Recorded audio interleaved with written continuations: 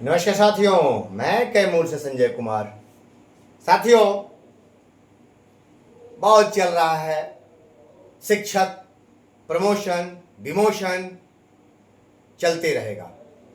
आज हम आते हैं, चूंकि अब चुनावी बहार है, अक्सर नारे लगते हैं चुनावी बहार है, नीतीश कुमार हैं, ये नारे लगते रहते हैं और 20 साल से यही नारा हम लोग सुन रहे हैं। 20 साल से यही नारा सुन रहे हैं लगातार। क्या इस बार क्या होगा भाई? बिहार सरकार का चुनावी बहार है। अब तोहफों का बाजार गर्म है, लगातार तोहफे मिल रहे हैं। जीविका दीदी को मिला, टोला सेवक को, आंगनवाड़ी को जम के तोहफे बंट रहे हैं। रोज पेपर में, मीडिया में तोहफों का बाजार गर्म है। लेकिन वही शिक्षक भी तोहफों का इंतजार कर रहे हैं। कर्मचारियों को भी प्रमोशन का तोहफा मिल गया है, लेकिन अभी तक शिक्षकों के तोहफे पर सरकार मौन है। अंदर खाने क्या चल रहा है ये समय बताएगा। लेकिन संजय कुमार कैमूर की कलम से चर्चा तो होगी। अब हम देखते हैं साथियों, 1,11,69,000 बुजुर्गों को सरकार ने पेंशन राशि में बढ़ोतरी कर दिया।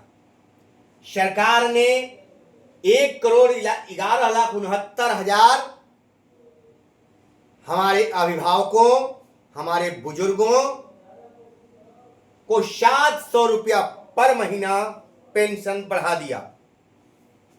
पहले 400 था, अब 1100 हो गया।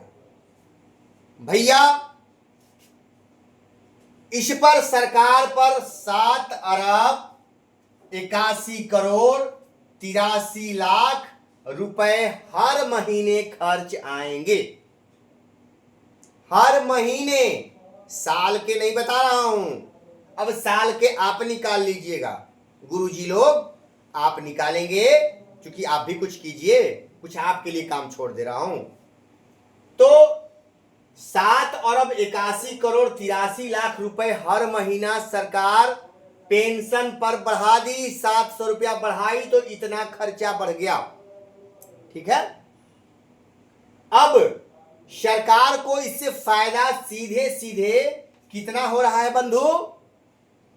1,11,69,000 ये वोट हैं। सीधे ये वोट है, वोट, ये वोट सरकार को सीधे इतने वोट, 1,11,69,000 वोट को सरकार ने सीधा टच किया। ठीक है, आप लोगों ने देखा ना, इतने वोट। चूंकि हम लोग विद्यालयों पर हैं, वहां बड़े ही खुशी पूर्वक बुजुर्ग आ रहे थे और माननीय मुख्यमंत्री नीतीश कुमार को धन्यवाद दे रहे थे कि हम बुजुर्गों की सुन लिए। देखिए, 700 रुपया बढ़ा दिए, 1,100 रुपया महीना हो गया। अब कुछ हम लोग का काम चल जाएगा। तो भैया, ये वोट बन गए। आप देख लीजिए, चुनावी बहार में अभी और बहार आएंगे, लेकिन किसको बहार का फायदा मिलेगा, कौन इस बहार के ठंडी हवाओं का आनंद उठाएगा, ये तो समय बताएगा। लेकिन हमारे बुजुर्गों को इन ठंडी हवाओं का लुत्फ उठाने का मौसम आ गया और वो ठंडी हवा का लुत्फ उठा भी रहे हैं। जून में उनके खाते में जून का पैसा आ भी गया। ये है हमारी बिहार सरकार। लेकिन आज भैया 7वां महीना चल रहा है। हमारे विशिष्ट बंधु और विद्यालय अध्यापक भाइयों का इतना तगड़ा काम है, संख्या मात्र 3 लाख, लेकिन आज तक इनका फिक्सेशन नहीं हो सका। आज तक डीए बढ़ाकर नहीं मिल रहा, इंक्रीमेंट नहीं बढ़ रहा। धन्य हो प्रभु, धन्य हो, विचार कीजिए। अब आगे बढ़ते हैं। 30,000 हमारे, सॉरी थोड़ा सा यहां मिस हो गया है, 30,000 नहीं, यहां पे 3 लाख है, 3 लाख। ये देखिए, ये 3 लाख हमारे, 3 लाख ऐसे शिक्षक हैं जिसमें विशिष्ट भाई और 28,000 जो गए हैं आपको, 28,000 बीपीएससी से बहाल विद्यालय अध्यापक में गए हैं। ठीक है, इनको और प्रधान शिक्षक में चले जाएंगे। इन सभी लोगों को सरकार अगर निरंतरता का लाभ दे देती है, 8वां वेतन का लाभ देगी, क्योंकि निरंतरता का लाभ देगी तो 8वां वेतन देना ही पड़ेगा, तो सरकार को 7 अरब 50 करोड़ रुपए हर महीने देने होंगे। लेकिन वोट कितने होंगे?